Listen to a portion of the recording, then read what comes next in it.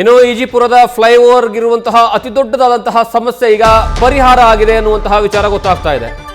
Saint John's ಆಸ್ಪತ್ರೆಯಿಂದ ಜಿಬಿಎಗೆ green signal ಸಿಕ್ಕಿದೆ. GBA ಜೊತೆಗೆ ಸಂಧಾನ ಯಶಸ್ವಿಯಾಗಿದೆ.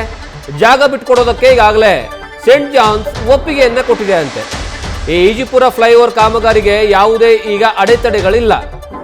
ಈ ವರ್ಷ ಫಸ್ಟ್ ಹಾಫ್ನಲ್ಲಿ ಸಾರ್ವಜನಿಕರ ಸಂಚಾರಕ್ಕೆ ಸಿದ್ಧತೆಯನ್ನು ಮಾಡಿಕೊಳ್ಳಲಾಗುತ್ತಂತೆ.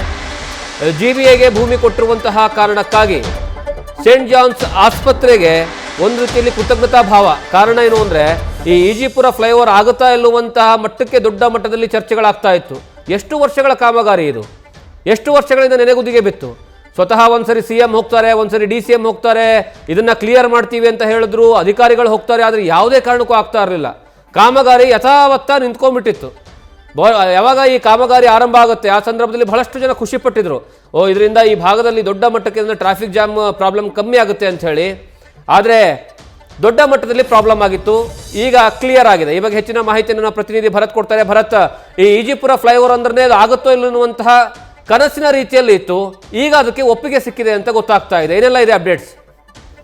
ಜಗದೀಶ್, 2017ರಲ್ಲಿ ಈ ಕಾಮಗಾರಿ ಆರಂಭ ಆಗಿತ್ತು. 8 ವರ್ಷಗಳು ಕಳೆದಿದೆ. ಒಂದು ಸರ್ಕಾರ ಹೋಗಿ ಮತ್ತೊಂದು ಸರ್ಕಾರ ಬಂದಿದೆ.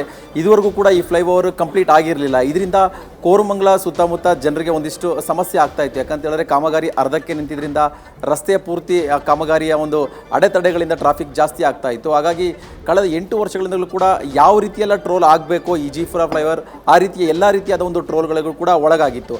ಆದರೆ ಇದೀಗ ಅಂದರೆ ಪ್ರಮುಖವಾಗಿ ಯಾಕೆ ವಿಳಂಬ ಆಗ್ತಾ ಇತ್ತು ಅಂತ ನೋಡೋದಾದರೆ ಭೂ ಸ್ವಾಧೀನ ಪ್ರಕ್ರಿಯೆಯಲ್ಲಿ ವಿಳಂಬ ಆಗ್ತಾ ಇತ್ತು. ಅದರಲ್ಲೂ ಸೇಂಟ್ ಜಾನ್ಸ್ ಆಸ್ಪತ್ರೆಯ ಒಂದು ಆವರಣದಲ್ಲಿ ಅಥವಾ ಕಾಂಪೌಂಡ್ ಒಳಗಡೆ ಕೆಲವೊಂದು ಕಾಮಗಾರಿ ಆಗಬೇಕಾಗಿದೆ. ಹಾಗಾಗಿ ಸೇಂಟ್ ಜಾನ್ಸ್ ಆಸ್ಪತ್ರೆಯ ಆಡಳಿತ ಸಿಬ್ಬಂದಿಯವರು ಜಾಗ ಬಿಟ್ಕೊಡೋದಕ್ಕೆ ತಯಾರಿ ಇರಲಿಲ್ಲ. ಸೊ ಅವರು ಕೂಡ ನ್ಯಾಯಾಲಯಕ್ಕೆ ಹೋಗಿ ಇದಕ್ಕೆ ಒಂದು ಸ್ಟೇ ತಗೊಂಬರುವಂಥ ಕೆಲಸವನ್ನು ಕೂಡ ಮಾಡಿದರು.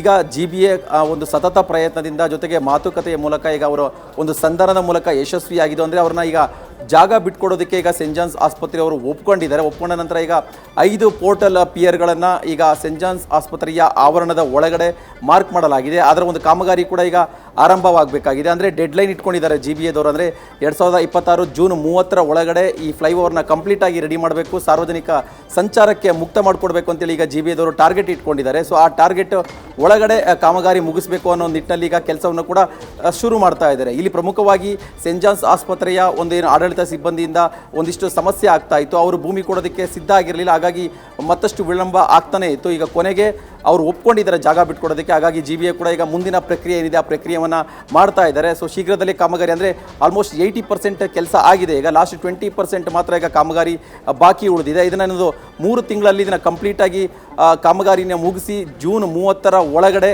ಈ ಫ್ಲೈಓವರ್ನ ಸಾರ್ವಜನಿಕ ಸಂಚಾರಕ್ಕೆ ಕೊಡಬೇಕು ಅಂತ ಒಂದು ಸಿದ್ಧತೆ ಆಗ್ತಾ ಇದೆ. ಜಗದೀಶ್, ಥ್ಯಾಂಕ್ ಯು ಭರತ್, ನಿಮ್ಮೆಲ್ಲ ಮಾಹಿತಿಗಾಗಿ.